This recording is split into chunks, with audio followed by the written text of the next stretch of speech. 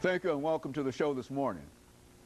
The topic this morning is the Freedom Rides, and we have a participant in the Freedom Rides that occurred in May of 1961, Mr. RPatton.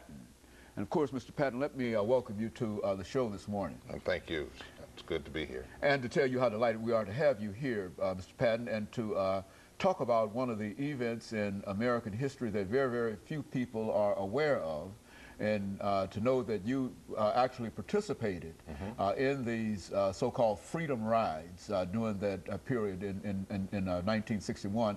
And we want to talk about that and to give our audience some impressions in terms of some of your experiences there. But before we do that, Mr. Patton, let's have you to talk about your background, your education, and some of the things that were important in your life that eventually led you to where we are today. Okay, well, I'm a Nashvilleian, born here in Nashville, Tennessee. I attended the public school here, head school, Old Head, then over to Fort Greene, Pearl Elementary, and then into Washington Junior High, Pearl, and on to Tennessee State.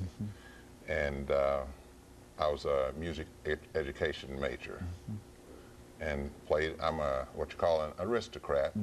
A member of the aristocrat band. Aristocrat band, in the percussion section, under the tutelage of Frank T. Greer. Good. And they don't make them like that anymore. I know, good. They don't make them like that anymore. Mr. Greer. Yes. From there, of course, in the 60s, late 50s, we started with the sit-ins. And I was a participant in the sit-ins. I was one of the few that did not get arrested in the sit-ins. I attended all the workshops and basically was a runner in the sit-ins. When they would fill up the counters and they'd take them to jail, then I was one of those persons that would go back to the church or and let them know that we needed more people to sit in. And participated in that and all the way up to the Freedom Ride. And I got involved in the Freedom Ride because I think the whole Nashville group got involved because one of our own was a part of that, the original Freedom Ride, which was John Lewis. He started in Washington, D.C. with the original Freedom Ride. And he stayed on that Freedom Ride until it reached Atlanta, Georgia. And after that, he got off because he was had taken some classes to go to the Foreign Service. And that's how he missed that Anderson or Birmingham. I don't know exactly which bus he was on, but we were monitoring the Freedom Ride from the beginning, from Washington, D.C., which started on May 6th. And so John came back to Nashville. And as you know, the burning of the bus and the incident in Birmingham, that happened on Mother's Day, May 14th.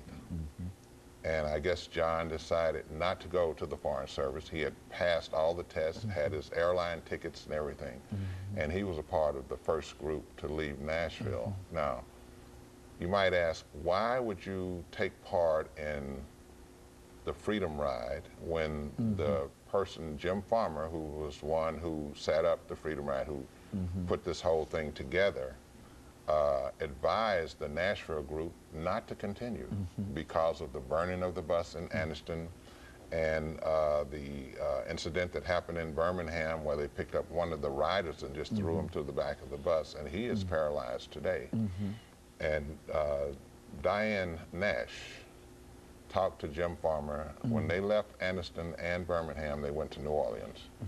And she talked to him, and he advised her not to send anybody else on the Freedom Ride. It was just too dangerous. Before we get into that, this concept of the Freedom Ride itself, who came up with that idea, and what really prompted a belief that you could do that? Well, I mean, you say the original Freedom Riders. I mean, who were these individuals? Did they come up with the original idea of doing James Farmer. He was the director of CORE, C-O-R-E, Congress of Racial Equality. And he came, I think he was the one that came up with that idea. And so the idea... He put a team together, I think it was 6 blacks, 6 whites, and they were testing the facilities in the Greyhound and Trailway bus terminal. according to the federal law, you should be able to use the facilities, but they were testing the law to make sure that that's the way it was, that you could actually use these facilities. And there was quite a bit of opposition at all of it throughout in reference to this. Well, the opposition came, I think, as we know, in Anniston and Birmingham. Okay, and I tell you what we'll do, Mr. Patton, we're getting ready for our first commercial break. When we come back, we'll give you an opportunity to take that second segment and to simply develop this idea about those individuals who participated, including yourself. And of course, we'll be back with our audience following this very, very short commercial break. Hi. The guest is Mr.